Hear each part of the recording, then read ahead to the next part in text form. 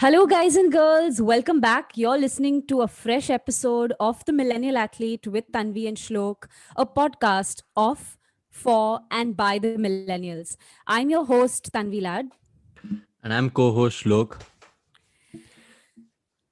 Shlok, today is World Journalists Day. And, we've, as athletes, been associated with a number of journalists who have been kind enough to cover our sporting achievements. And it goes back quite a long way because, we started playing at the inter-school MSSA district DSO level. And we had, some of these reporters write about us, and they kind of followed our journey. It's quite nice now looking back when we meet them. It feels like life has come a full circle. Deek Tanvi, for you, life has come to a circle. I have a lot more to live. Okay, I am still a young kid. But speaking of this, we've had Abhijit Kulkarni, who's followed us a lot. But today we've got special sports correspondent for Midday, Harit Joshi here. Backstory with Harit Joshi is that August 8th, 2007, he wrote an article on me when I won the MSSA Under 14 Championships called Charity Champ. I'm going to ask the producer to make a reel out of this if anybody can see. As you can see, I was extremely fit back then. And then there was a follow-up article. See the journalism in him. He did a follow-up article on August 18, 2007, where he confirms that Little Champ gives prize money to charity. मतलब इसको तब भी मेरे पे बिल्कुल उम्मीद नहीं थी कि ये देगा कि नहीं पैसे. He confirmed with me. And so matlab everybody knows about my conning skills ever since I was young, but I did give the money. So on that funny and anecdotal note, welcome Harit. Thank you so much for joining the podcast today. I know we've had scheduling conflicts, but finally you are here, and it's been an impressive week of sporting action.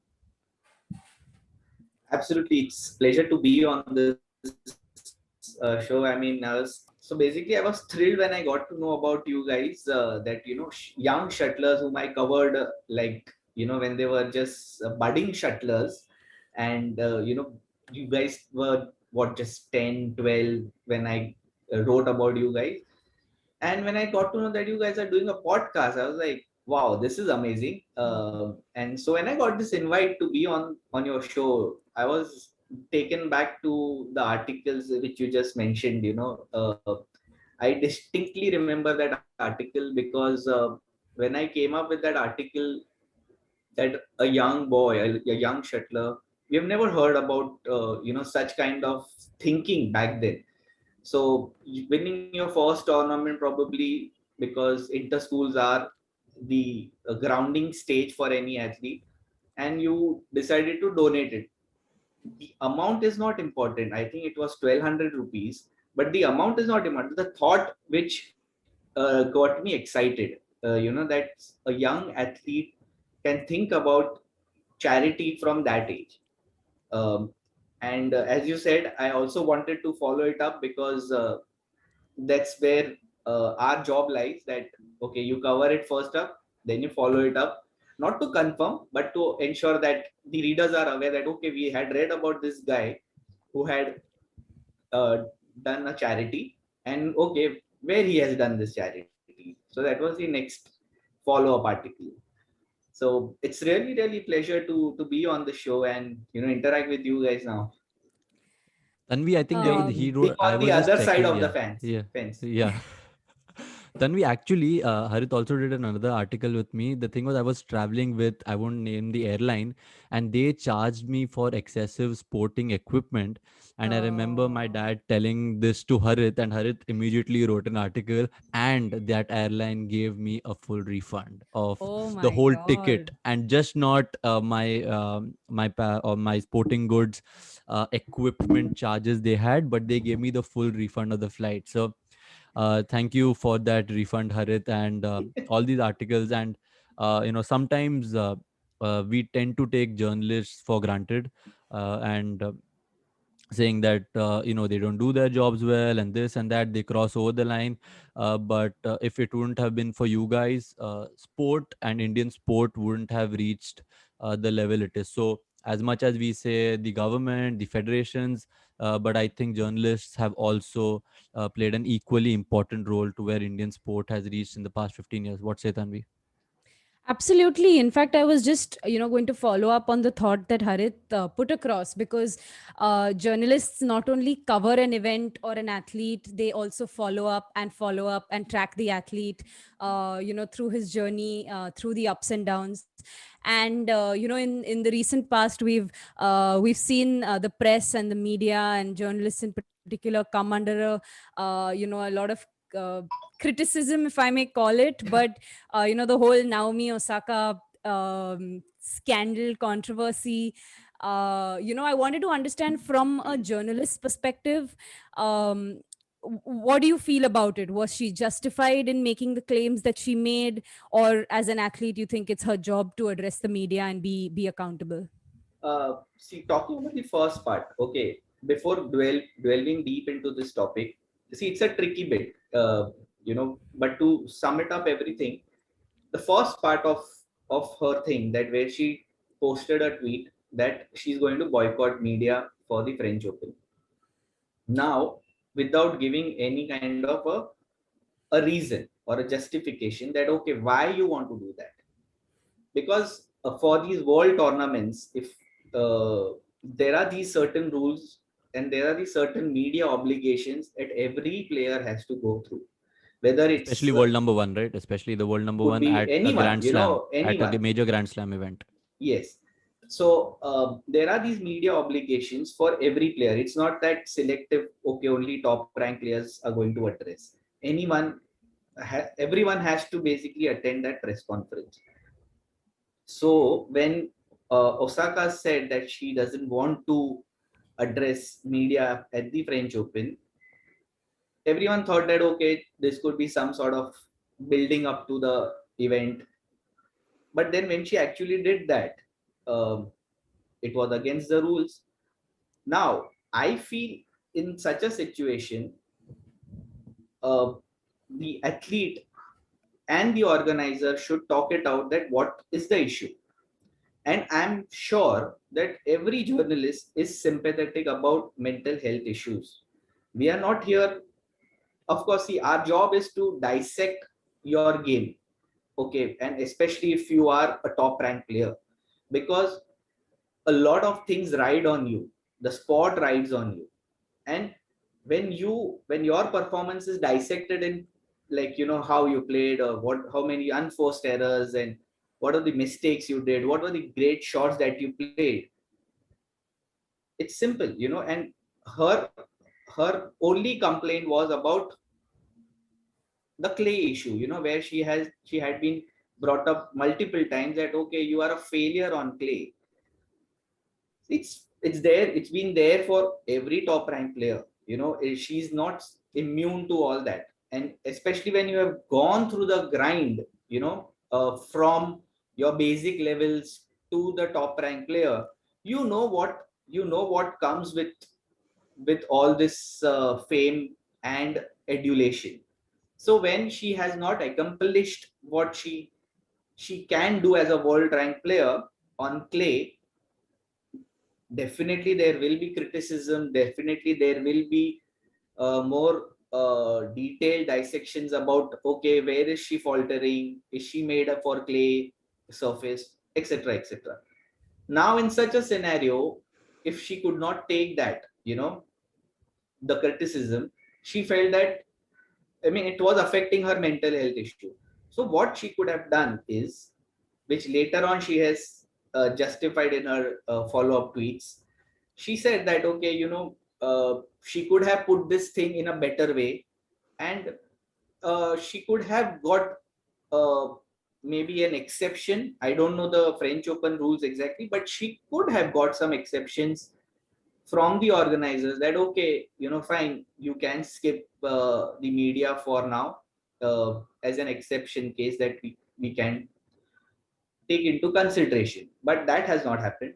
In fact, this whole thing about the media going too harsh on players, that was a bit of sensationalization of this whole episode. Media has been harsh if y'all have faltered at an important juncture. Like, it could be a team event, it could be an individual sport.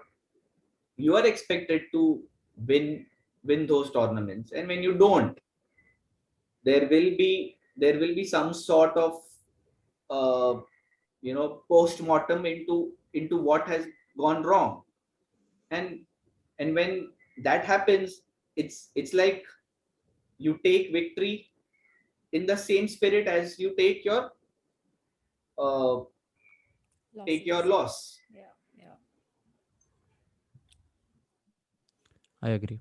Tanvi, मैं तो मानता हूँ. मैं Yeah, I was in French absolutely. Open side on this one. मतलब as much as we went Yeah. Naomi Osaka mental health, I personally felt that she could have dealt with this a little more better, or there should have been better communication on that lines. Absolutely. I think not only sport, in every walk of life, failure and success is a part and parcel. So just like we enjoy the adulation when we win, we want media coverage when we win. We should be equally accepting of, a loss and be gracious in defeat. I think, I come back to Rafa on this case because he is someone who, was there was such a hype surrounding his whole record of wanting to win his 15th title, and it was such a build up to that semi-final clash against Djokovic. And he didn't he underperformed. He wasn't at his best. He was outplayed, but he was gracious in defeat, and walked off court with his head held high, saying that I've disappointed my fans, but I'll be back next year to try again. I think that's a sportsman spirit that I would like to see Naomi inculcate in the years to come. She's young, and I'm sure she has a long way to go. Tanvi कोई बात नहीं यार. Rafa lost to Novak. It's okay. He lost to a better player, so it is completely fine. I mean, he's moved on. It's time that you move on also. Rafa lost at French Open, please. Uh, since we are on the topic of celebrating World Sports Journalism Day, recently I was reading this tweet about sports journalism in India being a very cricket dominated field as of now. Your comments and thoughts on that? I have no doubt about it. I mean, uh, as much as what we would like to cover all sports, like, I don't think any journalist would like to cover cricket. He's a badminton journalist, or he's a tennis journalist. We all like to cover every sport, and that's the beauty of sports journalism. But of late, it has been a trend in Indian media that you once you are once you say you get a hang of one particular sport, you are expected to specialize in it. So you go deep into it, you develop more contacts. Like, say for example, if you cover, say, 10 sports, you may not have deep sources or deep understanding about all the 10 sports, because you are not dealing with them day in and day out. Like in my case, for example, I have been covering cricket for last 7-8 years continuously. So of course I'm getting in touch with the administrators or players or support staff or coaches day in and day out about cricket. So I get to understand the game much better, that you kind of ignore or tend to ignore the other sports because there's just too much happening in one sport. Yeah. Also, Harit, I mean, you've of course covered the 2011 World Cup, the 2019 World Cup, and but you recently did a very, like a detective story where you helped nab some fake IPL scouts. Can you tell us about this sting operation? Oh, that was brilliant. I think that investigative thing is always there in me. So if uh, you know, I taking it from the earlier incident of Shlok, say for example, he did that. I covered that story, that he has done some charity. Now I wanted to find out that whether he has actually gone and done that. So that investigative bug has been there from that initial years of journalism, and it still stays with me. So the IPL thing was, I think, one of the huge stories that I got to cover, and it just happened by chance. I had rejoined midday from Hindustan Times, and it was just what second week of rejoining, and uh, this thing, I got a call from one of my friends who is an active club cricketer. He's like, dude, there's this message going on that there's an IPL talent hunt for Punjab Kings. So I was like, okay, but how can they come to Mumbai? Because IPL rules are pretty clear. They can't come in a territory where Mumbai already has a franchisee. Okay. So I was like, dude, there's something wrong in this. So, so then we got exchanged the messages. He tried to find from his people connected on the ground. I tried to find people, get in touch with people that what exactly is this. And when it was established that this is a scam, so we devised a plan that okay, how do we get this thing through? So one simple straight story was that go to that camp, talk to like the ones who are conducting that camp, and tell them that okay, boss, how do you know this? Uh, Tell them the rules, etc., etc. But when I went there, I saw like 500 kids, from all parts of the country coming at Oval Maidan to try their luck in IPL team. I was like, boss, this is something huge.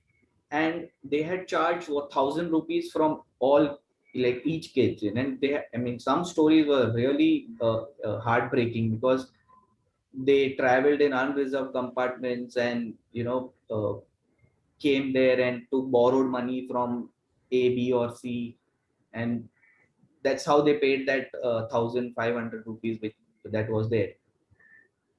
So what we did is I told my friend that look, you need to help me in this. So I told him that you come as a guy who wants to try his luck for the IPL team.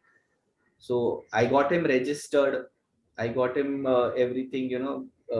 We went there like around 7 o'clock, and our photographers were there around to shoot each and every moment. Plus, I had a staying camp with me, and that's how we got to the root of how this has happened, from where this has taken place, what was the planning like, and what sort of the whole atmosphere that they built around that this is the juncture to get into the IPL team. Everyone was falling for it. Luckily, when I established that okay, this is a scam, I called up the Punjab Kings officials that look, I am at this spot, and there are some guys who are with your banners and everything and conducting a camp. So is this official? So naturally he said no, we have no idea about this. So that official, right after my call, started from his house, went straight to the Marine Drive police station. Meantime, I informed the Marine Drive police station as well that look, we are here and so things are happening. And by then the van came and everyone was straight away, uh, taken to the police station. So yeah, that was it. I mean, I felt good because that at least I could save a lot of people from falling into such traps. दया कुछ तो गड़बड़ है, दया कुछ तो गड़बड़ है वाला moment हो गया ये तो. But before we take our first break, since you've been covering cricket and I'm a huge cricket fan, India's decision of playing two spinners, A or B, was it right or not? Two, why not? What do you think Mohammad Siraj should have played? And three, do you think that there is going to be mass changes, as it's been reported that Chepuj is going to be out and KL or Mayank is going to come in. Shardul Thakur, apna Mumbai ka chora, is going to be the fast bowler all-rounder, and Siraj is possibly going to play 4 tests. What are your speculations and predictions? That do you think this is going to happen? Coming to your first question, two spinners. I see, if you see the balance of that squad, I think it was justified. Yes, you can debate that you had overcast conditions. Rain was predicted for some, at least 3 days in that match. So ideally, you would have a 3-day game, a 3-day test match. And what India needed was an extra batsman and someone who could bowl a bit. So if you had Hardik Pandya, no doubt he would straight away walk into the 11. But you didn't have him. So that was the tricky selection that the team management had to do. And you had options of Hanuma Vihari and Ravindra Jadeja. Now, okay, Hanuma Vihari is mostly one-dimensional, and you can't rely on the spin that he bowls as a part-time. And you had a player of Ravindra Jadeja's caliber who could bat, who could bowl, who could field. Now, logically, if you would like to think, this was the best 11 you could take on the park. And if you see that the last day helped spinners a lot.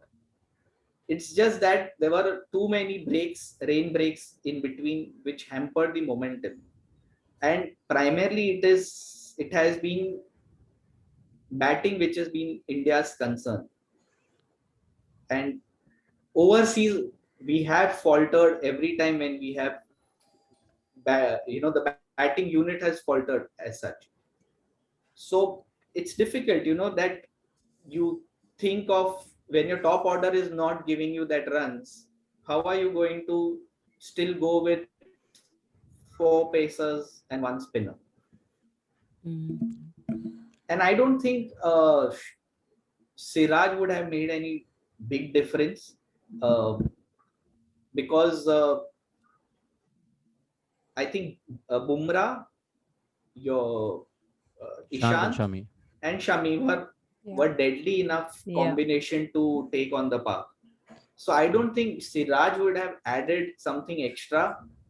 But yes, if we had Shardul in the ranks, okay, then there was an interesting debate about having Jadeja or Shardul.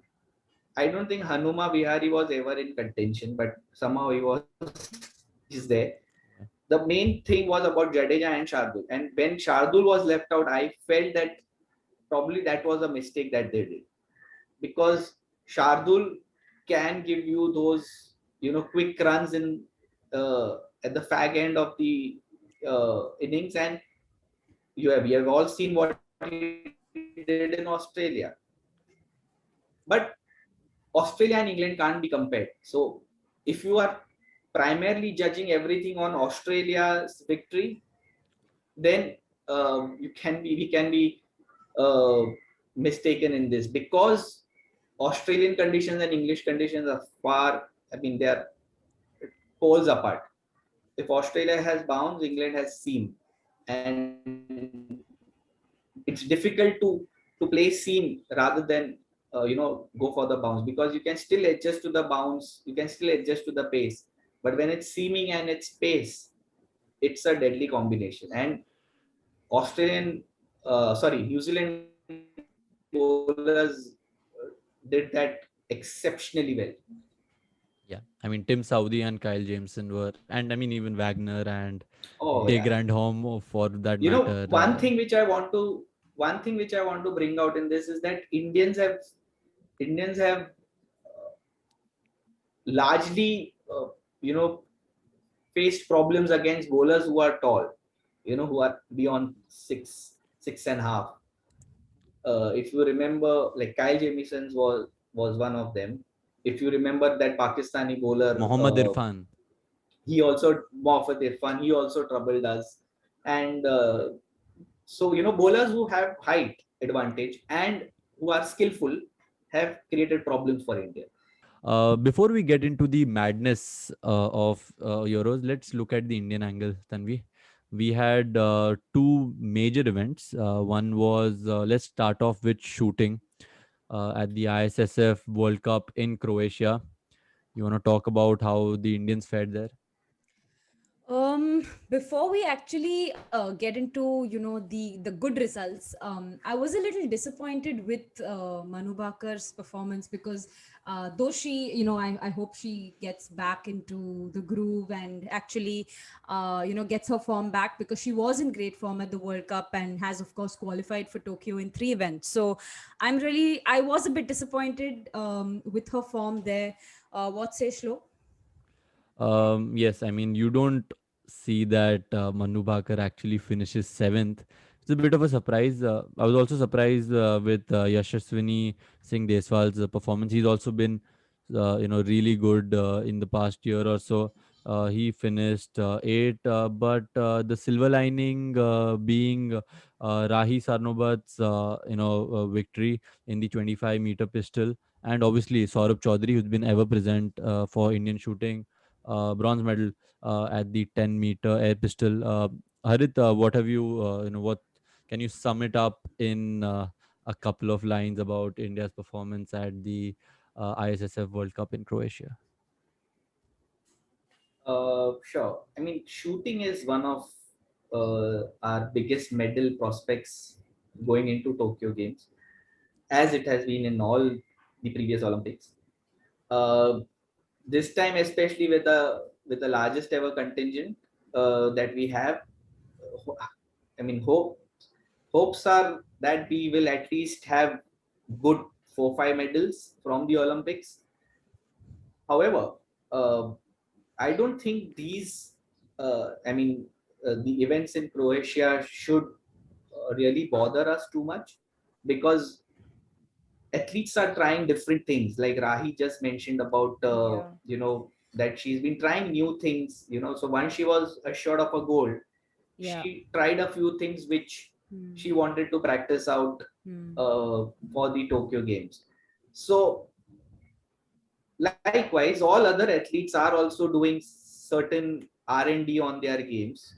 So I don't think we should really, look in details about, okay, how have they performed, or has it, yeah, if you go by their performance in this World Cup so far, it's been an average performance, just 4 medals. So by those and the kind of hopes that we have on them, this is disappointing.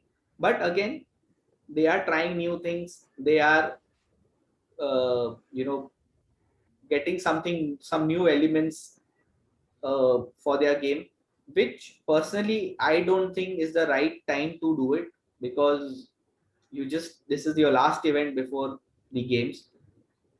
And if you are not confident of getting those new elements into your game and putting straight away into your Tokyo performance, I think it can jeopardize your entire preparation. So Yep. personally, I feel it is not time to experiment, but uh, just to reinforce whatever preparations that you have made in the last 3-4 years. Just try to get everything in place before the biggest event. Don't change the winning recipe, say the wise ones. But I mean, even the rifle shooter struggled. Apurvi Chandela struggled. Anjum Mogdil struggled. The young and extremely talented Ella Venil also Yeah. struggled. So in general, I think the Croatia event was a bit of a struggle. But let's all be optimistic about it and not dwell much into it. Tanvi, you want to add some final thoughts to it? No, absolutely. I mean, we were disappointed, but like Harit said, I wouldn't read much into it. If peaking at the right event is also, sort of a thing. So probably they're getting their armory in place, technically just working out a few things. And I'm sure, we have great hopes from our shooting contingent. They have always done us proud at world events, and so really looking forward to them doing well at Tokyo. But my heart swells with pride as I come to our next event, swimming, because we did an episode with Veer Dhawal and Rujita Khade in season 1 of the Millennial Athlete, and it pained us that swimming, despite being quite popular in a country like India, and we have a reserve of talent, but somehow on the world stage, we haven't quite been up there. We haven't been able to get those medals in at the Olympics, and my heart swells with pride that, like Shlok calls him, apna bacha, Srihari Natraj has actually made the cut in the 100-meter backstroke, along with Sajan Prakash, who has made the cut in the 200-meter butterfly.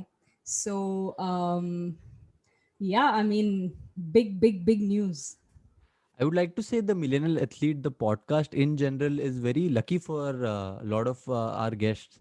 Vittingus came in and told he wanted to reach the podium. He reached. Satvik said he wanted to play the Olympics. He did. Chirago said he wanted to play the Olympics. He did.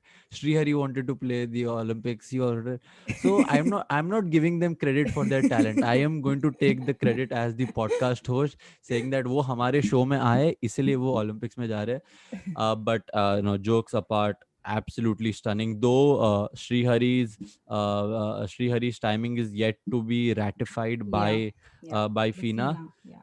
But what about Sajan Prakash? I mean, 1 minute 56 seconds, 38 milliseconds in the 200-meter butterfly event and getting in the A Olympic qualification timing. Harit, did you expect this?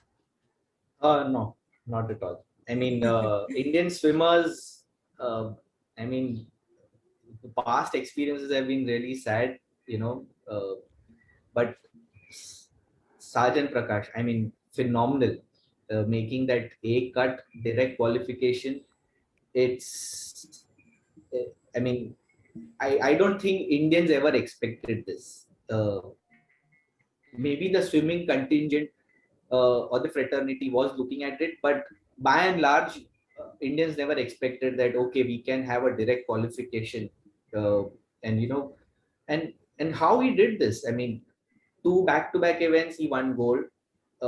In fact, if I was just going through Likhit's expose of the manipulation in timings in Uzbekistan event, where they tried to do a lot of manipulations with the timings, and in fact there also he won gold.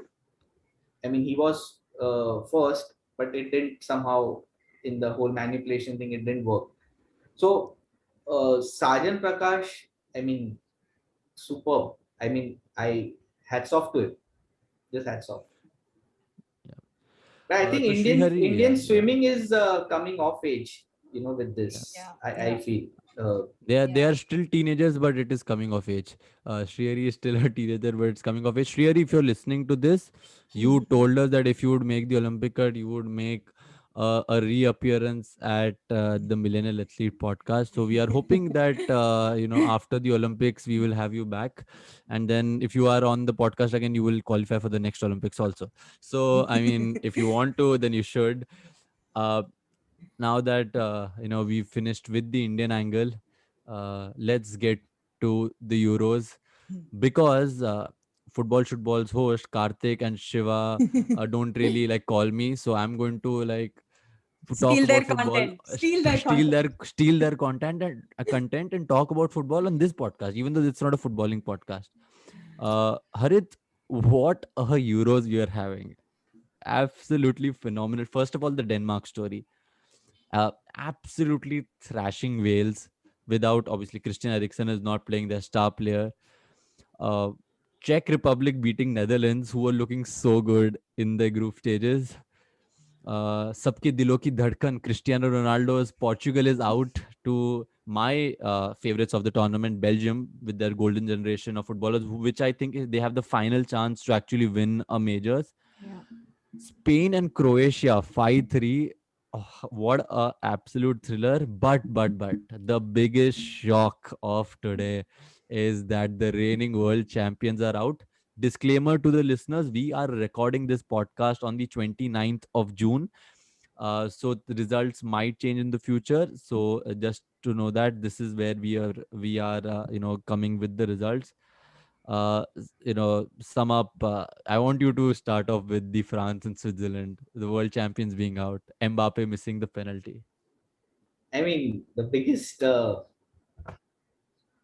what do we say? The biggest heartbreak. Upset, The biggest heartbreak, heartbreak. upset. I mean, Mbappe, the World Cup hero, and can you term him villain of Euro for Yeah, possibly France? the most. It's Yeah, unbelievable. I mean, uh, from a top class player, such Yeah. howlers are like really heartbreaking.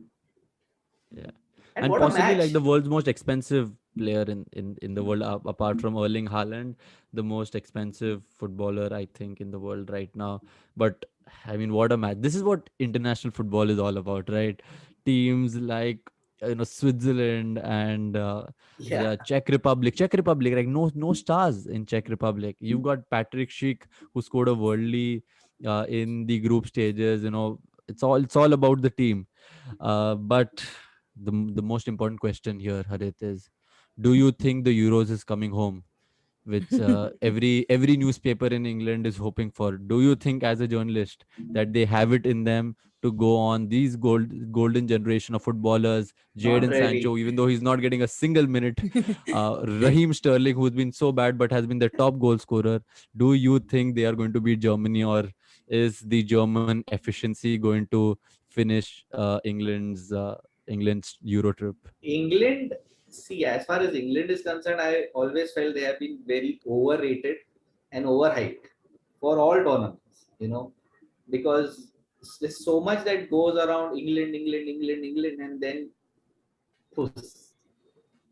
So, as you just mentioned about uh, the beauty of international competition is not just one or two players.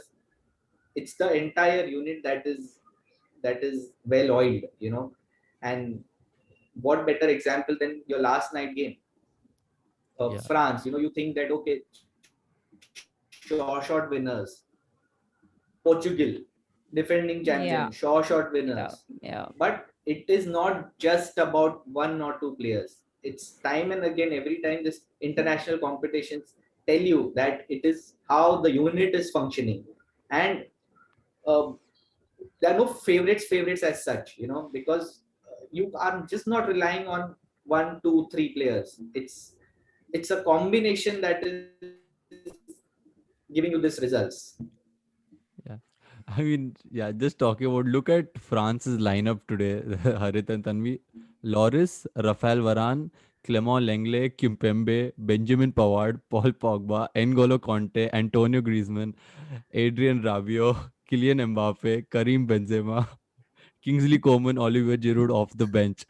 I mean, with that squad, I mean, I can see like so many Champions League winners there, and Switzerland with Seferovic and Shaqiri, and but this guy has got a lot of flake from Arsenal over the years. I have to say, Granit Xhaka, whatever team talk he did before the shootout, it definitely worked because he was really animated, and I think a lot of credit needs to go there.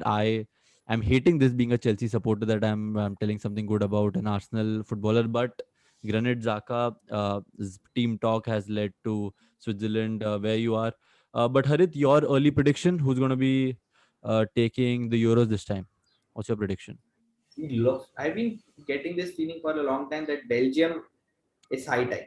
Same I here. think Yeah. you have a team, you have everything going for you. You just can't falter now.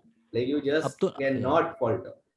अब तो नहीं जीतते, हम तीनों ने बोल दिया ना, अब तो हम तीनों ने बोल दिया कि बेल्जियम जीतने वाली, तो curse, the million athlete curse is Earth. Going to be on Belgium now I for thought we're sure. कुछ lucky. I thought we're no lucky. No no, we are lucky, but मुझे अपनी किस्मत पे बहुत ज्यादा भरोसा है। So now that I want Belgium to win, but because now all three of us in this podcast, if somebody else would have said that no, somebody else is going to win, but Yeah, either my second Belgium, favorite would be Spain. Yeah, yeah. oh, Spain again, Spain. like I mean, it's not the same Spain team we've seen over the years, but my second favorite would be the winner of Germany and England, which I think Germany is going to win. So I But the think most maybe that. important, sorry, the most important, uh, I mean, the most interesting thing about this Euro has been, you know what? Yeah. The exceptional goals. The Cristiano own goals. Ronaldo's. Oh, the own goal. Okay. I mean, there have Oh been 9 so yes, far, and I agree. in Yeah. the history of this tournament, I mean, there has never Yeah. been so many own goals. Own And goals. what happened uh, yesterday was, oh, I mean, Yeah. how can you miss that? I mean, Yeah. I agree. Yeah. It's. unbelievable. I mean, at that level, it is, just unbelievable. But yeah, I think that wraps up for all the sporting content we've had I this week. Or you have something more, Tanvi? I have two more events actually that we Two have. more events. I mean that Chalo, we chalo, chalo. haven't covered. So a quickly let's touch upon them before we wrap up. The Wimbledon has started. Wimbledon 2021. Always a prestigious event in world tennis, and it's a delight to see players walk onto those freshly mowed grass lawns and play in all white. So an absolute treat for us as fans. But yesterday, I think Tsitsipas, who got to the finals of the Roland Garros just 2 weeks back, was the first casualty. Pretty much of a jinx for him because he's had a couple of first round losses at the Wimbledon in the past, and was probably the first casualty at this year's Wimbledon. Having said that, Djokovic was also off to a bit of a slippery start. We did see him fall and skid on those extra dewy, wet grass courts. So I really think that we have a lot in store in a lackluster Wimbledon, if I may call it. What say, Harit? At least लड़का खेल तो रहा है, at least खेल तो रहा है Wimbledon. So there's a certain player who decided not to play the Wimbledon only. At least this guy is playing. Also, the Indian angle, Ram Kumar Ramnathan came so close to entering the main draw. Absolute heartbreak for him. Losing 11-9 in third to Aussie Paulmans. I would have loved to see Ram Kumar Ramnathan make the Wimbledon main draw. But Harit, your predictions on the Wimbledon, you're with me that Djokovic is going to take this and become the GOAT if he isn't already. He should ideally, that's what is expected of world number one players. And we should not forget Medvedev. He Absolutely. is right there. And And he can become world number one. if he wins this tournament, or even if he comes to the final and Yeah. Joko loses, I Yeah. think he's going to be world number one. So there are interesting duels here, but Yeah. all eyes will be on Serena and Federer. No doubt about it. Yeah, absolutely. One more Both of thing. them, I think, entering their 40s and probably have won the Wimbledon, I think, 6 and 7 or 7 and 8 times, respectively. So, absolutely, looking forward to their last Wimbledon, probably. Tanvi, there is a certain home crowd favorite who is back this year at the Wimbledon. Has also got a first round victory over the 24th seed Bashilville. Uh, Andy Murray is back at the Wimbledon. I absolutely love Andy Murray, and I feel the injuries he's had over the years, and he still comes back and still, has the heart to play. He's off to a first round win. I'm so happy for him, and I really want him to at least go through the third round. But as everybody knows, my favorite young player Yannick Sinner is already out. So this is not Yannick Sinner's year, unfortunately. He's lost in the first round. Riley Opleka has lost in the first round.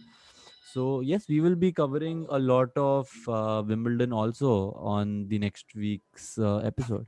And one of our favorite guests, Rohan Bopana and Divit Sharan, are also in contention in the men's doubles. So, all the best to the Indian squad, whoever's left in the fray. All the best, and we will be covering you. Last but not the least, a small controversy that has popped up in the badminton fraternity in badminton with respect to badminton. England's choice of um, Sean Wendy and Yeah. Ben Ben Lane. Lane actually making it to the Yeah. Olympics. I mean, as a Yeah, I men's know this. doubles player, Shlok, your take. So every country, once they get their quota, has the authority to select whom they want to send as a player. Mind you, this has happened in the past with the Chinese team when Shijian Wang, who was the higher ranked player over Li Jure, was dropped out, and Li Jure actually went on to the Olympics and actually won that Olympics. So this has happened in the past. I did not think it would have happened with Badminton England. Chris Langridge and Marcus Ellis, the current Olympic bronze medalists, were higher ranked and qualified for the Olympics based on their ranking. But Badminton England has decided not to send them and have nominated as Ben Lane and Sean Wendy, who are younger to them, as their candidate for men's doubles. uh, I mean, my heart goes out to Chris Langridge and Marcus Ellis. I do not think this is right, to be honest. If a player has qualified on his slash her merit, I do not think the federation has the right to take it away. And that is why sometimes I feel that it is high time that badminton becomes a pro sport and is not a federation dominated sport anymore. I don't know how much Harit has covered badminton, and I don't know his inputs, but uh, do you think that it's high time badminton could go pro? I think talking about the Indian badminton scene, uh, which I would like to stick to, I think this is the best time to go all out and promote badminton. We have been churning out top ranked players, top 10, top 20 players, and so many players taking on the spot. But this whole cycle of going through the federation and going through your state associations and the state units, it's I think a lot of things get entangled there. A lot of games are being played at that level, and that's where you are not taking badminton to another level. I think badminton should have been a clear number two spot in India, uh, especially after the success of our shuttlers, in the last few years. So somewhere I feel that the federation is not doing enough to to to go all out and put a system in place where there is more transparency, where there is uh, more acceptance of new players coming in. I feel it is still a very close knit spot where Yeah. you have to, steadily climb up the ladder, which is not the case in other sports. Like if there is a talent that has been spotted, you are picked straight away. You don't have to go through those ranks. So I feel that's where badminton in general is lacking in India. Whoever had made it to the top, they have made it on their sheer grit and determination. I don't think the federation plays a massive role in that sense. I mean, yeah, on that note, Tanvi, I think 2012 we got our first medal in badminton. 2016 we got our second medal. And if you look at 2020, ideally we should have representation in every event. And Yeah, in the singles department, we should be having two representatives and just absolutely. not one. Yeah. Which I mean, this I mean, It's a I sorry am a big situation, I think. it's a choice. I'm Yeah. a big Saina Yeah. Nehwal Yeah. fan, Yeah. and Yeah. I'm a huge Yeah. Saina Nehwal fan. But she played her first Olympics in 2008, and she's doing Yeah. extremely well. But to have expectations that 12 Yeah, years from yeah, then she is going to be the one who's going to qualify, and there's absolutely no one in the picture. yeah, Certainly puts out what's really going on around the scenes. But we should have become a badminton powerhouse by now. We should have become yeah, like a Malaysia or a Korea, or maybe the way how Chinese Taipei or Germany is doing. You look at they have representatives almost in every event, and we barely managed to yeah, get Sai just barely managed, and Sindhu and Chirag and Satvik were like heads and shoulders above in the qualification. But I mean, it's high time that we need to get our systems back in place. And uh, because this golden generation of shuttlers, just like we were talking about Belgium, who have the last chance of winning a major, our golden generation of shuttlers will possibly come to an end of their career 3-4 years down the line. And then what at the Paris and LA games? Who's going to be yeah. the next player apart from the one name we always say, Lakshya Sen? We definitely need more players. Absolutely. In fact, I feel there's been a dip in performance because at 2012 we had a women's doubles representation, which we clearly are nowhere in the picture with right now. Women's singles, men's singles, and men's doubles have been a bit consistent in at least sending one pair or one player Women singles in had each two in event. Rio. Women singles had two in Rio. Two in Rio. Yeah, yeah. So it's clearly been a dip. I would have liked to see Ashwini and Satvik qualify in mixed for a first. No, actually, Jwala and Diju have done it in the past, but clearly again, a miss there. So, anyways, I think on that note, we've come to an end of a very, very fun episode. Thank you, Harith, for being part of this World Sports Journalists special. And to all our listeners, if you've liked this podcast, please do check out other interesting podcasts on the IVM network. You can listen to them on the IVM podcast app or on ivmpodcast.com. You can follow us on our social media page at the rate millennial athlete on Instagram, or write to us. I'm Tanvi Lad 93 on Instagram and Twitter. And Shlok, where can we find you? Yeah. You can find me at the rate SHLOKH95 on Instagram and Twitter. तो जाओ peach, मुझे कोई सवाल पूछो, कोई सवाल पूछता ही नहीं है. Fans, where are you guys? Ask me some good questions, man. I have not got any good questions lately. But yeah, just joking. You can write to me anytime. And once again, Harit, thank you so much for being on the podcast. It's been an anecdotal podcast. We've gone way back in the past. We've spoken about the future. We've also come to a conclusion that puberty has hit me. So yeah, thank you so much. And it's always fun to interact with journalists, and we are always grateful to what they bring to the sporting ecosystem. Pleasure to be on your show, Tanvi and Shlok, and best wishes for your podcast, and hope it was interesting. And Absolutely. Maza aa gaya. Until then, ciao. We shall be back very soon with another fresh episode of The Millionaire Athlete with Tanvi and Shlok. Thank you, everyone. IVM.